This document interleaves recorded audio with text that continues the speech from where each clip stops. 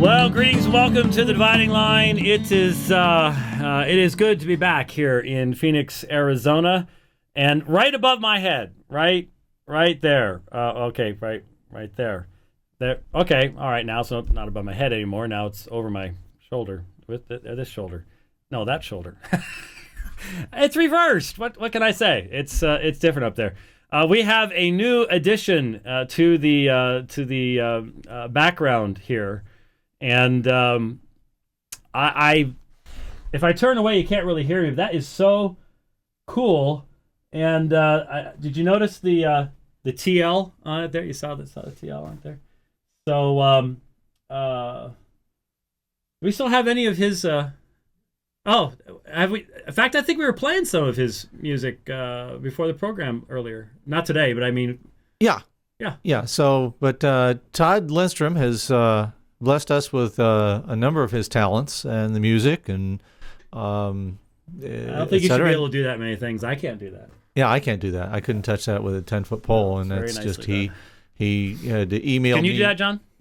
No, John says he can't do that either. He had emailed me a few weeks ago saying that something was coming in the mail, and just to keep an eye out for it. And that arrived when you were gone, and everything happens when I'm gone. I wanted to wait to make the public announcement and post it until you got back, and thank him for that. It's a very, very nice gift, and something that he's done by his own hand. Done by his own hand. That's right. I don't think everyone should have quite that many skills and talents. That's not fair. But thank you to Todd for adding to our little abode here, and that's always very, very encouraging. Obviously, I need to thank everybody who made the trip to Ukraine and Germany successful. I was teaching while there. I did not do any debates during that period of time, and I likewise want to thank John Sampson, who's hiding in the other room. I think he just showed up just because, just thinking maybe. After a while, I think he just got used to the place. Yeah, I heard that. Like, there might be a groundswell of support of him, sort of just taking over, and maybe he likes my office and was going to start measuring for curtains and stuff like that. I don't know, but I personally, though, think he would need to respond to that devastating YouTube refutation of his last appearance before he could. Prove his worthiness to. I think he would start off with his little ditty there, the ESV for me. That's the book for me. Whatever. Yeah. Whatever. Yeah. So, anyways, thank you, John, for filling in. Are you thinking about January? Because I'm going to Norway, so there's going to be Norway's going to be very cold and dark. 6 hours of light. In Norway. Oh, you might as well be going to Alaska. Oh yeah, in the winter. Very much so. It's gonna be cold and dark. But anyways, that'll be mid January. So you might want to think up something else to cause people with interesting accents to make fun of you and post YouTube videos in response to you. Hey, they do that to me all the time. I don't even look at them anymore. So it's just. Comes to the territory, but anyways, family now. I'm part of the family. You're part of the family now. That's right. You're my first YouTube video made against me. That's there. You go. So, hey, anyway, let me just very, very quickly, because I've got a lot of stuff to get to, and a lot of it's extremely important. But I think this was too. We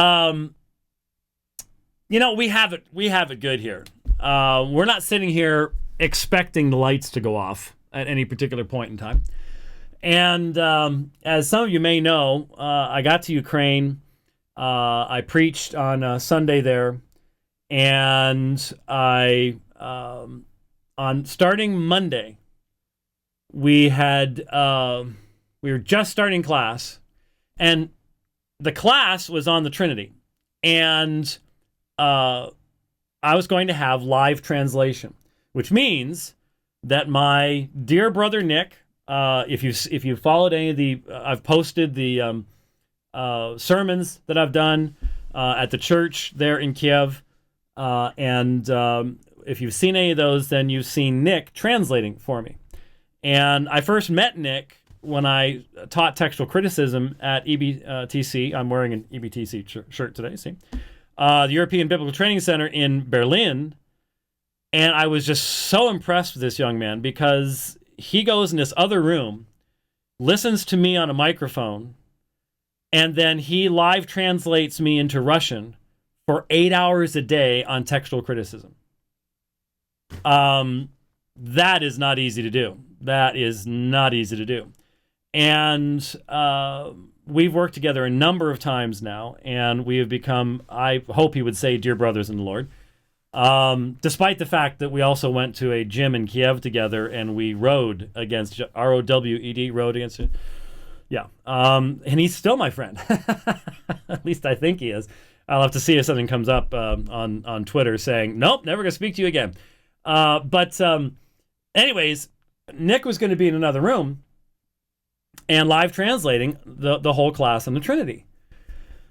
Well, that's a whole lot easier on me. If you've ever done any speaking, have you preached by translation? Yeah. The first time I preached by translation was in Brazil, and I almost went home afterwards. It just throws you off so much. You feel like you're stuttering and stammering, and you can't put a coherent thought together because every preacher, whether he knows it or not, and every teacher, whether he knows it or not, has a cadence, has a rhythm. Your speech patterns and your mind sort of go together, at least they should. You have to stop and start. And if you have to be thinking about how to phrase things so that someone can translate you and not using idioms that aren't going to make any sense. He just hit that one out of the park. Well, that doesn't mean a lot outside the United States, okay? There's just so we salt our language with this kind of stuff. It just throws you off so badly. Well, I've gotten better at it over the years. And there are good translators and there are mediocre translators and there are bad translators. And so the better your translator is, the less energy it takes. But still, no matter what, my being able to speak in English and have it, the guys are wearing earphones and they're able to listen to Nick translating for me, that makes it, the speed is much faster and everything's great. I still have to be careful, and I think a couple times I overran Nick, at least that's what he indicated, because I would get rolling and things like that happen. But the lights go out and the technology leaves. And so as soon as the lights will go out, Nick has to come out of his little cubby hole over there, and we've got to go stop, start, stop, start. Well, Nick's really good at translation. So, like I said, we worked together hand in glove, and we still were able to press on. 2 hours that day, unannounced, and then it comes back on. And the next day was 4 hours, and on Wednesday it was 6 hours. We have pictures. The sun was down by 4:30 in the afternoon, dark by 4:40. And we have pictures of the class with candles and one of these USB lights someone had that I plugged into a battery pack that I had and aimed it up at the roof. And that's the light that we have for the class. It was pretty amazing. Thankfully, the last 2 days was only 2 hours. I guess they hit us with the 6 hours one day, so that once they started doing 2 hours, we're like, we'll take it. 2 hours is better than 6. So it was a very, the European translation of hit out of the park is goal. Yeah, that's pretty much true. So anyway, it was a challenge. These are the same guys I taught church history to back in February.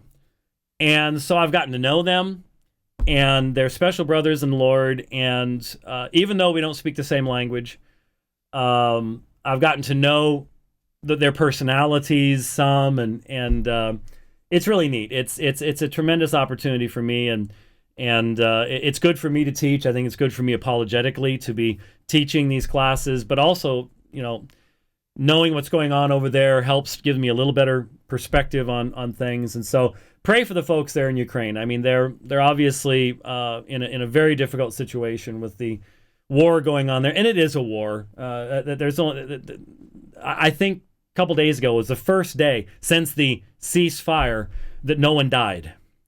I think they've averaged like 13 a day 13 deaths a day during the ceasefire.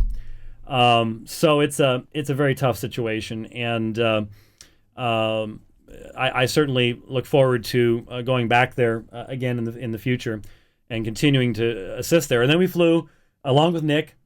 Nick now became one of my students in a THM justification seminar at EBTC in Berlin. I love going to Berlin. Christian Anderson, we had them on the program sometime earlier this year and talking about the work of EBTC there in Berlin. And I'll be teaching in Zurich. I'll be teaching the book of Hebrews in Zurich in September of next year. And I had the opportunity of going into Berlin and meeting Dr. Null, the world's leading expert on Thomas Cranmer. And he gave us a quick tour of downtown Berlin, amazing historical sites. Brilliant fellow. Fascinating evening that we had with him. And again, great students, a number from the Czech, I keep saying, from the Czech Republic. I grew up in Czechoslovakia, but that doesn't exist anymore. But from all over Europe, some all could speak English, so I didn't have to have translation at all. That was nice. So we had Germans, and we had Czech, and it was amazing to listen to the stories of those who were raised under communism and how they're having to start from scratch. Theological libraries destroyed. They have nothing, absolutely nothing in their language, and they have no elders. Churches are just starting from scratch, and the damage done to the mind, the spirits of the peoples in these lands by the enforced secularism, and it's amazing. We have it good here. Problem is, sadly, it seems that our people don't know that we have it good here, and so we're willing to trade our liberties and freedoms for that kind of stuff. The people that lived under there are looking at us going, "Are you people idiots?" And the answer is yes, is the answer to that question. But anyway, wonderful time. Preached both in a Russian service. Again, I had Nick translate for me, and then a German service there at EBTC at the church that is associated. They share the same facilities and stuff, and just a wonderful opportunity. And came back mainly in one piece. Picked up a little something. I may cough. What happens is it was very cold in Ukraine. Very cold in Ukraine. Nick is absolutely convinced that it's because I ran in the cold that I got this. Well, it probably affected me, but I had picked something up. It was not really affecting me very much. But what it frequently does is it'll trigger this asthma stuff that, especially when I exercise afterwards, I sound like I did a 66-mile ride yesterday, and when I got back, it sounded like I had smoked 12 packs of Marlboro on the ride, which I did not, but it sounded that way. So, but other than that, which happens almost every winter, it just normally waits till January, February, but it doesn't get as cold as it got in Ukraine here in Arizona. But we're all in one piece, and hopefully we'll be all ready to go come a month from now when we get to do it all over again, where we go to Norway, and then on the way back, we have the G3 conference in Atlanta. So my many thanks, Christian, Greg, Nick, Tomas, Matthias, everyone, Theo there at EBTC. Thanks for everything you did. Made it a wonderful time. They even found gyms for me so I could row and run and stuff like that. And had a great time with the guys there. So many thanks to them. All right. I want to talk a little bit about what has happened in well, if I were to say to you, what is the great story in the news today about yet another Islamic attack? Sadly, for most people, the first thought would be Sydney. We all saw it. We all saw the coverage. We saw the Shahada on the flag that the hostages were having to hold up against the window. The Merry Christmas thing, the Lindt chocolate thing. And we all look at that and go, man, that could have been me, and all that kind of stuff. But really, 2 people died, and that's a tragedy. That's a terrible thing. But in reality, what happened in Pakistan is 60 times worse as far as the number of deaths, and with 170 wounded, scales of magnitude worse. And that's what I want to talk about, is the fact that how we respond to those two different situations says a lot about how we understand what's going on here. The guy in Sydney was a loon, okay? Why he was on the street, I do not know, other than Australian law is way too lenient. I'm sorry. Someone who is under charges for burning his wife, stabbing her to death and burning his wife, 50 counts of indecent exposure, and has already been convicted of sending nasty letters to the families of Australian soldiers who died in battle in Afghanistan, should not be on the streets. And what you've got here is this socialist agenda, in essence, that is just so afraid of offending anybody that you'll let loons run around the streets of your cities. Just amazing that this guy was out there. But at the same time, he is a loon. And what we need to realize, and I need to back the volume down here a bit, without necessarily losing the passion. What we need to realize is that I did not bring any water into the studio today. There's something on my desk, actually, that would, there's a bottle there. And John Sampson is waving and running even now. What we need to realize is that what that man did, we cannot, because of the fact that he is so clearly a loon, draw much significance from those actions. But see, folks, here he is. There's a hand. There's another hand. He's always wanted to give you a hand. I always wanted to give me a hand. I appreciate that. Thank you very much, John. What is, in other words, I don't see almost anything. Almost anything. There's some relevance as to the sources that he used, things like that. But he's a loon, and a loon can misuse anything and abuse anything. And the people that are running around going, "Oh, here's what Islam does," with a loon, that concerns me. But the Taliban,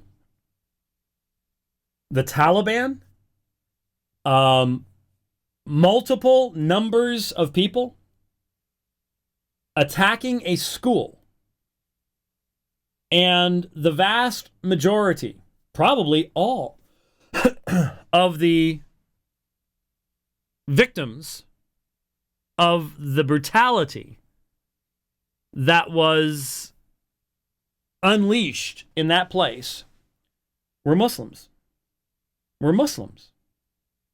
Muslim on Muslim violence. This is what concerns me. Because I follow Sheikh Yasser Qadi, Dr. Yasser Qadi from Memphis on Facebook. And I even sent to Michael Brown, because Mike's in Malaysia. And yet he's still doing his program, which means he's doing it at 3 a.m. in the morning. Yeah. A little more dedication than I would have. Let's put it that way. He made some comments about what happened in Sydney. And so I sent him these two articles from Yasser Qadi. And Yasser Qadi, in regards to the Sydney thing, just very bluntly said, hey, Breivik in Norway, was it Norway? Was where Breivik was? It's one of the Scandinavian countries. I think it was Norway. Breivik identifies himself as a Christian. And he says, no one asked Christians to apologize for him killing, how many people did he kill? Breivik? It was a lot. Teenagers. No one asked him to do that. And this guy's clearly a loon, so why are you asking me as a Muslim to apologize for what he did when he's a loon? Then, a few hours later, the Pakistan news breaks. And he's beside himself. Absolutely beside himself.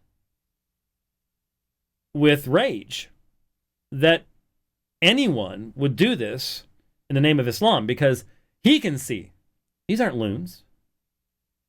These are clerics.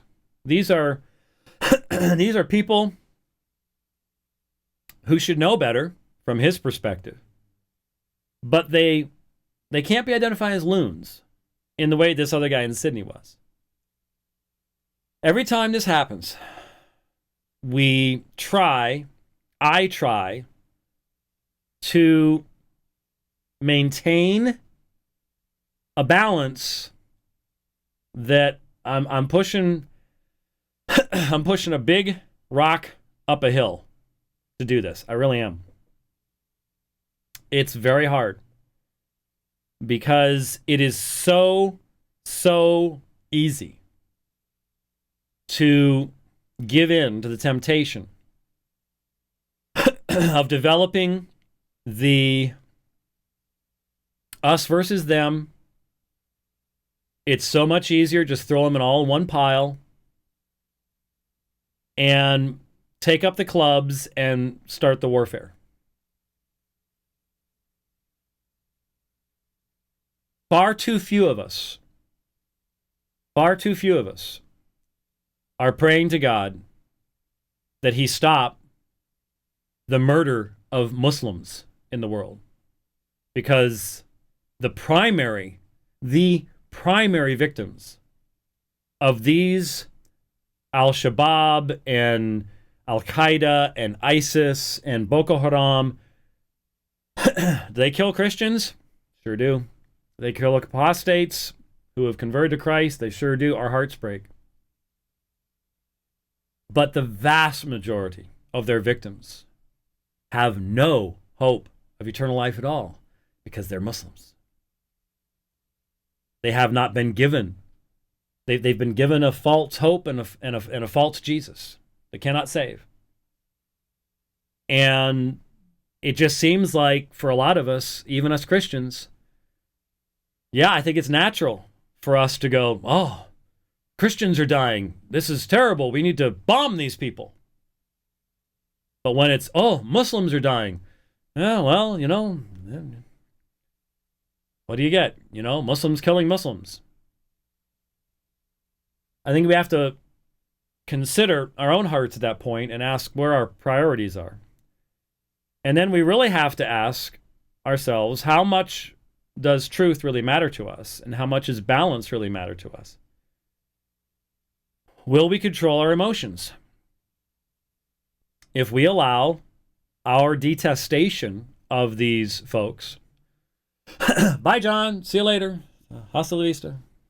If we allow our detestation of the actions of these folks to be expanded to an entire religion, we will not be reaching out to these people. We will not evangelize. We will not give ourselves. It's real easy to fall into that. I understand that. I get it. I hear it. I understand. But all this made me do was think of a certain text in the Quran that I wanted to look at with you. Then we will change gears, change subjects. I'm not sure what I'm looking at in Twitter right now, but obviously missing something that I don't understand about. I'll skip it. In the Quran, in Surah 3:31, say, if you love Allah, then follow me, and Allah will love you and will forgive you for your sins. These are words that are given to Muhammad. And notice, if you love Allah, then follow his prophet, follow me. And when you follow the prophet Muhammad, as a result, then Allah will love you. As a result. The result of your love for Allah should be, it's fa is the prefix result particle in Arabic. Then follow me. And then that is followed by Allah will love you and he will forgive you for your sins, and Allah is oft forgiving and merciful. And then what comes after that is somewhat frightening. Further, when you have the word kul in Arabic, say, these are what the prophet is to say to the people. So kul, obey Allah and the messenger. So submit to Allah. The only way to show that submission is by obedience to the messenger. Then if they turn away, then indeed Allah does not love disbelievers, the kafirs, the kafirina, plural here, kafirina. Allah does not love kafirina. He does not love disbelievers. Now,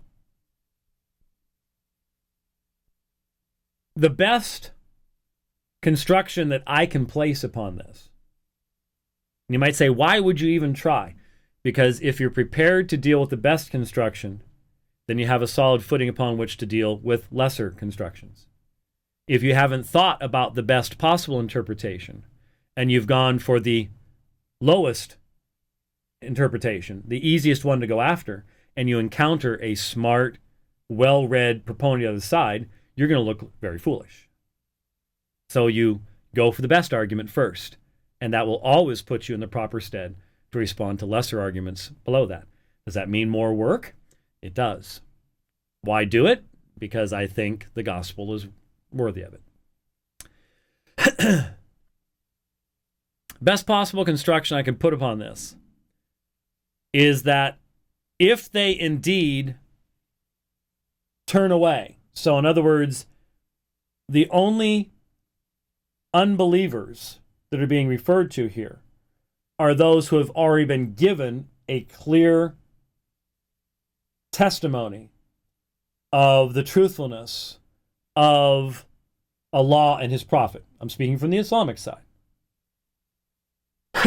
And that therefore, this statement, Allah does not love la kafirina, the unbelievers, is that this is a special subgroup of unbelievers who, in fact, I could see how a more liberal Muslim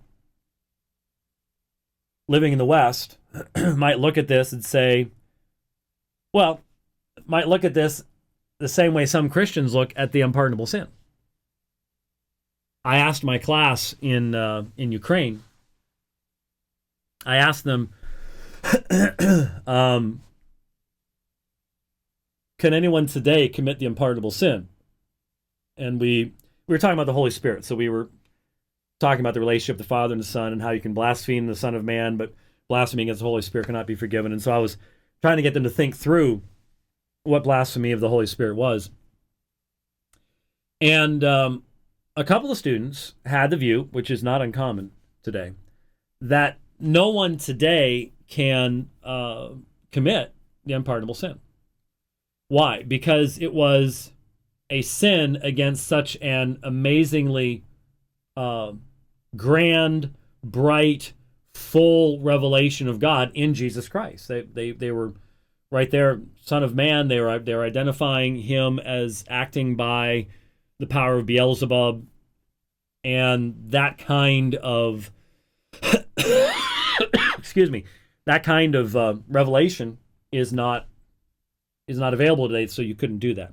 Now, I disagree with that. I think that there could be some who can commit the unpardonable sin today, but it's a different issue. Anyway, I could see how someone could see this and say, well, these disbelievers could only have existed in the days of Muhammad, because they had turned away from the messenger himself. So I could see how a liberal Muslim living in the West primarily would take it in that way, could take it in that way. Or, next step, that these unbelievers are simply those who have received a clear testimony and they've rejected that, and hence it wouldn't be all of humanity. The problem is that there would be a lot who would simply take this as all unbelievers, because there is in Islamic theology the concept that we were all born on fitrah. we were all. I've explained the fitrah before, but we always have new listeners, so let me at least explain that to you so you understand what I'm saying, so you can see what this is here. The fitrah is one of the most similar Islamic concepts to the result of the image of God in Christian theology I can think of. If you want to see a place where Islamic theology and Christian theology come close to it, where there's a connection, the fitrah in Islamic theology comes from the fact that, according to the Quran, and then it's expanded in the Hadith, God, in some of the narrations, rubbed Adam's back, and out of Adam came all of his progeny, all human beings that would ever exist, and stood in this great plain. And Allah took a covenant, a mithaq, from them, and said, "Am I not your Rabb, your Lord?" And they said, "You are our Lord." So, in this covenant, there's almost a federal headship idea here if you're thinking about it. This covenant has a result in that when we are born, we have the fitrah. We have a primal remembrance, a knowledge that God exists. And of course, in Christian theology, we call this the image of God. We've been created in the image of God, therefore we know God exists. He has revealed this inwardly within us and outside of us, and it's something that we suppress, and so on and so forth. But in Islam, it's due to this mithaq, this covenant that was taken. Well, because of this, there is in Islamic theology the idea that we were all born as monotheists following Allah, and we have apostatized. If we have become Christians, Jews, whatever, we have left, we have abandoned the fitrah. We have gone against our fitrah. And hence, for many Muslims, they take the fact that apostates, it's very clear that in Islamic law, historically, an apostate is to be killed. That the only legal recourse to abandonment of Islam is death. And hence, if we've all abandoned Islam, then we're all apostates, and therefore there are no innocents. That's why you can blow up an entire plane, because there are no innocent people on it. And so that's where the problem comes in, obviously. Now, the Muslim might say, well, look, just as you demand that the Bible has to be taken in its context, and you would reject somebody, taking the command to Joshua to wipe out a certain city, the command to Moses regarding the Amorites, and so on and so forth, just as you would demand that those texts be placed in a context, You've got to do the same thing for the Quran. And you know what? They're exactly right. And the media? Who in the media knows anything about the Quran? Has actually read it, has any knowledge of its background, any knowledge of its original language? I am no Arabic expert. I've never claimed to be an Arabic expert. But I know enough Arabic and I know enough Semitic languages that I can use the resources and handle the text accurately. There are very few people in the media that can even come close to doing that or even care to do that. And if they try, they'll frequently be the ones that are dismissed fairly quickly because you don't get the ratings from them. Here's the problem, though. As I've said many times, the Quran is not like the New Testament. It's not like the Old Testament. There are entire sections we can't put in a context. And the context of the Hadith, to try to use the Hadith to become the context for the Quran, is anachronistic. Those are gathered 250 years after the time of Muhammad. There's clear development and there's massive inconsistency in the body of the hadith themselves, of the ahadith, since we want to use the plural form. It just doesn't work. And the fact that you have the divisions that you have amongst Muslims, and that those who say this is wrong, the Yasir Qadis, whose stomachs are turned, not only by what the loon did in Sydney, but much more so by what the Taliban did in Pakistan. They stand up, they write papers, they give speeches. The media doesn't cover them, unfortunately. But there are people who are willing to take a stand. But here's the problem. I just don't think they have the foundation to stand upon to really make the argument in a compelling fashion. And the other side gets to use every kind of emotional argumentation and appeals to, well, let's all hate the imperialist Americans or imperialist British or whatever else, and bring up every kind of thing that happened to generations beforehand, and let's revisit all that stuff again. And that's why we have what's happening within Islam today. That's why we have what's happening. And here's something I've raised over and over again. Listen to the coverage and see if you don't see this. Even as Christians talk about this. Fundamentally, this is a spiritual issue. Religion cannot control the evil of men. I speak as a Reformed theologian, and as a Reformed theologian, I believe, as many of the founding fathers of the United States believed, in the total depravity of man. It does not mean man is as evil as he could be. God restrains man's evil.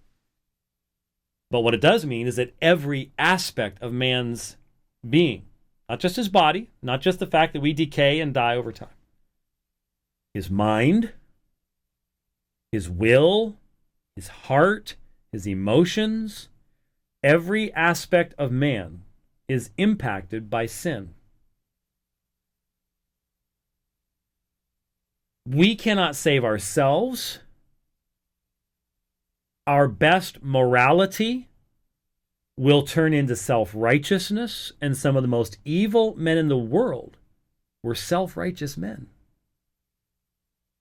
who turned what they thought was good into evil and would give their lives for it.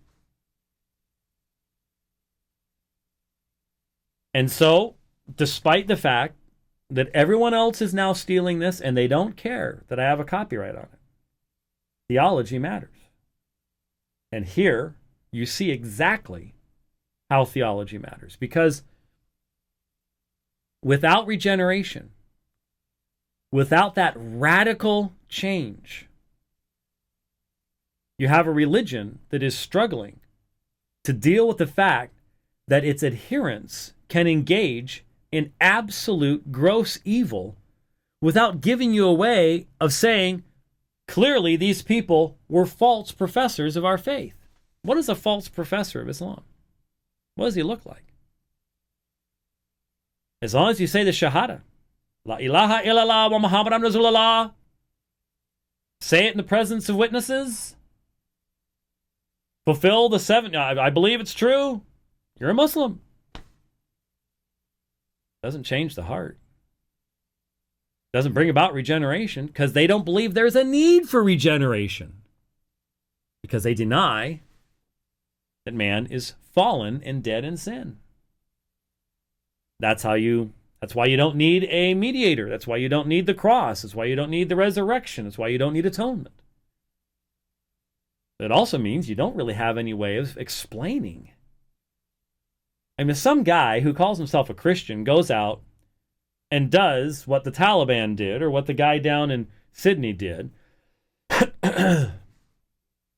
We can consistently say this individual is described in Scripture as going out from us because they were not of us, that these individuals violate this text and this text and this text, and we can go to 1 John, we can go to Hebrews, we can go to Jesus, we can go all the way through the New Testament and say, this man is not a Christian. The best that Islam can do is say, well, he acted in an un-Islamic way. Wow, okay. Theology matters. And here's where it matters. Here's where you see it. Just some thoughts that I was thinking as I this morning excuse me, this morning read Yasser Qadi's visceral reaction to the attack upon the school in Pakistan. It was visceral. Look up Yasser Qadi, Qadhi on Facebook. And it's one of the first articles. He was absolutely disgusted. Absolutely disgusted. And I understand why. But what can you do about it? What can you do about it? I was contacted by someone in Memphis about 3 weeks ago. It was right before I went over to Europe. And if I can get somebody on the ground in Memphis, a church in Memphis, I want to go to Memphis. And I want to go there having contacted Yasser Qadi, and I want to have some dialogues with a believing, conservative, outspoken Muslim who really represents, from my perspective, he wants to be Quranically faithful. He really does. And yet, he has put himself on the line to condemn ISIS and to condemn the acts of radicals. Now, don't get me wrong. He's just as condemnatory of U.S. foreign policy and the bombing of civilians and all sorts of other things. But he's one of the few people that I can think of that we could have one of the most valuable interactions on the theology that underlies all of this. And I really want to see that happen. I would do anything to try to make that work. Because I think it would be of great value. Really great value. I really do. So, there's that. I'm sad to say, I'm sure we are going to have numerous other opportunities to address this very issue. I am really concerned that very rarely will this issue be addressed as we just addressed it. The media cannot talk about this in a meaningful fashion. Secularists cannot approach Islam in a meaningful fashion. Fundamentally, the only real solution to all of this is called evangelism. And yet, the Muslim people are some of the least evangelized in the world, including Western Muslims, because we're afraid of them. We are afraid of them. Which reminds me, which reminds me. I am excited. I will freeze at that point. I was about to say, I am tired of being a meme generator. Did you see the picture that was put on Ken Gentry's last response to me on 2 Timothy 3, where they have a picture of B.B. Warfield holding a gun, and I'm doing this? No, I missed that one. Yeah. How did I miss that? Oh my goodness. Yeah. I'm trying. Please tell me it didn't say hands up, don't shoot. No. I'm trying to find it humorous, but I'm not doing real well at it right now. But anyway, yeah, putting yourself on one of these things where everybody can download it and then freeze frame, and oh man, I'll tell you, you've got to have you got to be crazy. Anyways, I didn't know about this. Rich says he told me. But the thing is, both of us are progressing. Tomorrow, I progress even farther into the second half of my first century. And he's, man, I can barely see the dust trail with how far down the road he is beyond me. Right? I don't know what you're talking about. What? He is older than I am. He is older than I am. Trust me. But we can blame each other now. I thought I told you that. You didn't tell me that. I think I did. Maybe I forgot. I don't know. I don't know what you're talking about. That's what it's like around here all the time now. It's great. I love it. It's someday we're gonna be sitting on the old Alpha and Omega Ministries front porch in our rocking chairs, and we're gonna be talking about old times and going, do you remember? I don't remember that. It's just going to continue what we're doing now. He says he told me. I don't remember he told me this. But 2 of the videos from South Africa arrived, I guess, shortly after I left.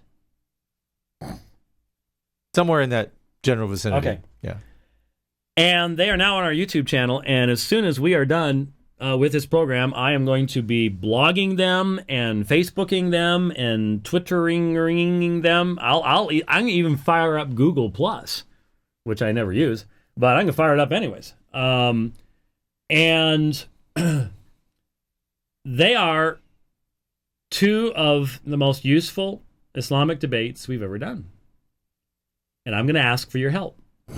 I want to get these things out there. We don't have an advertising budget. This program does what it does 100% based upon people telling other people about debates or whatever. So I'm going to ask, I've never asked this before, but I'm going to ask you, if you're in Facebook, if you're in Twitter, if you're in Google+, whatever means you have, once I post these things, share them, like them, share them, retweet them, whatever it is, get it out there. Get it to as many people as we can get it to. What debates am I talking about? The first, Gray Street Mosque, the Juma Masjid in Durban. Yusuf Ismail and I on the subject of the Christology of John and the Christology of the Quran. Historic debate. Historic in many ways. Topic was real good, well attended, and of course the fact that this debate is taking place in the very room where Ahmed Deedat used to speak and say his prayers is still beyond my comprehension and belief. And so that is on our YouTube channel. You can watch it right now. I just haven't linked to it yet on the blog, but if you go to the Alpha and Omega Ministries YouTube channel, you can pull that one down right now. I'll obviously be putting it on Facebook and stuff, but if you want to beat me to it, I don't care. Get it out there. Because I think it's that useful. I had the opportunity of explaining John 1:1 and John 8:58 and John 20:28 and et cetera, et cetera. And so get it out there. The other debate the other debate, is the debate with Ayub Karim. And that was the debate on the crucifixion. And I told you that Ayub Karim dressed like D-Dot, spoke like D-Dot, stood like D-Dot, put his microphone like D-Dot, and used all of D-Dot's arguments. And he did, and you'll be able to see it. This is as close as I'll ever get to debating Ahmed D-Dot. And I am thankful that Mr. Karim was faithful to D-Dot's arguments.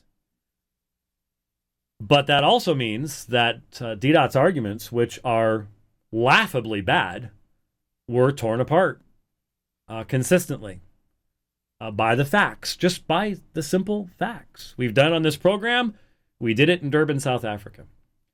And I want to see that getting out there.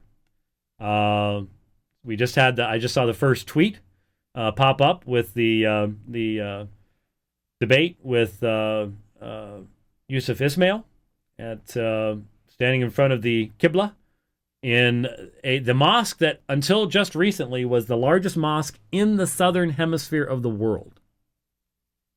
And that's where that debate took place.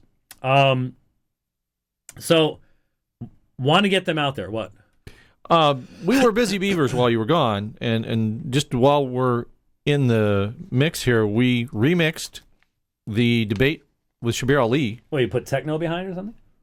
That's funny. No, what Biola had done was a live video mix with 3-camera shoot, and we actually took the 3-camera shots and remixed them in Premiere Pro here, a little bit better end product. So that was posted. The 2 debates with Dan Barker. Isn't that funny? Because that's exactly what I had thought of while I was gone. I realized, we've never put the first debate with Barker on the existence of God up, and I really want to be able to link people to that. Actually, we hadn't put either one of those Barker debates up. Is what I discovered. Yeah, so they're both up there now in the atheism section. The Trinity debate with Roger Perkins. Oh yeah, is now up. That's another one I thought of. The debate on the Bible versus the Quran with Shamsi Ali. Is now up.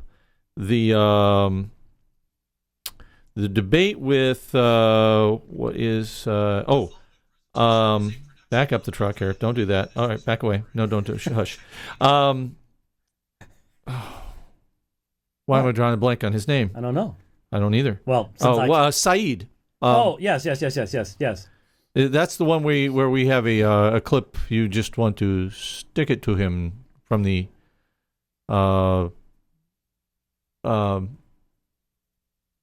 Damascus, Radio Free Damascus theme. No. You just want to stick it to him anyway. That's from 2008 on the Deity of Christ with Jalal Abu Al-Rub. Guess what? That's it? That's one. That one's up too. Good. Okay. That one's up too. Like I said, we've been busy. We're actually, I think I explained in the chat channel earlier today that we're actually to the point now we're going through. We have this computer called the Beast. It has 8 hard drives in it. 2 of those hard drives are 4 terabytes each. The rest are 2 terabytes. And we're actually going through and combing through every single folder now to find out whether or not we've actually made the YouTube video and uploaded it. And so at this point in time, my count as of this afternoon was we have 61 debates on the YouTube site. And the rest are various, 108 dividing line programs, et cetera. So we've been busy. Yep. Yeah, so there's some great stuff up there. I've now seen Armin Natsadian has put those up in Twitter. I will post them as well. But especially those 2 debates. If you have Muslim friends, man. I forgot to mention the one that you did with Shabir Ali in 2013 down in South Africa. They sent us an updated version of that. Yes. I don't see it on the YouTube channel. I know that Matt was really, really close. What's that? Does it have everything in it now? That's my understanding, yes. That's from the University of Pretoria. Yes. Oh, another vitally important. So that one will be up soon as well. You know what people should do? And we wouldn't have any problem with you doing this.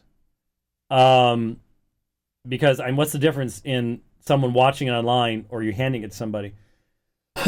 If you know Muslims and you want to put these debates on a jump drive, download it doesn't have to be HD. YouTube gives you the option of downloading lower, smaller size ones. But if you want to get some of these teeny tiny little jump drives, I mean, I've got, where'd that jump drive go in here? I had one of those. While you're looking for the jump drive, a little bit of an explanation on what you're just saying, because we have on every single one of our debates this disclaimer. Yeah, do not reproduce. Blah, blah, blah, blah. So you just basically formally given permission. Well, not to post every place they want to post it, but to give to somebody to watch as a tract or something like that. And for technical purposes, I get a lot of calls on this, believe it or not. People don't understand. You can link to these. Oh, sure. If you want these debates or any one of these debates on your YouTube channel, you don't have to download it and then upload it to your YouTube channel. Why waste their space? That doesn't make sense. Right. All you have to do is link to it, and now guess what? It's in both places, and it's playing through our channel, and maybe you'll bring more people our way. Yeah. Yeah. Get people to watch these debates. I'm really excited that you're finally going to start seeing what we've been doing down in South Africa, because the debate with Shabir Ali on did the earliest followers of Jesus believe in the deity of Christ, I thought that was extremely important. Every time we got sent something, it was missing portions of it. And so hopefully we will now have all of it a year after it took place, but we'll get it up there. Shabir wrote reviews on it. Sam Shamoun responded to Shabir Ali on those particular things. You can look up that stuff if you want. But these are going to be available. They are really great resources. We've put a lot of effort. Those of you who've helped to fly me down there, finally you're going to be able to see some of this stuff and see how important it really is. And so I'm really excited about it. Get that information out there and get people watching these things. All right, so I didn't get back to it, but we still. I want to continue with the Michael Brown material on Calvinism, and there's lots of stuff that I'm falling behind on. But that's what happens when I leave, and I'm busy doing stuff, and that's good. That's what we're supposed to be doing. So we will press on, Lord willing, on Thursday, probably about the same time on Thursday. And on the Dividing Line. Thanks for watching. Thanks again to John Sampson sitting in, for everybody that made my trip over to Europe so successful and so useful. And we'll see you next time here on the Dividing Line. God bless.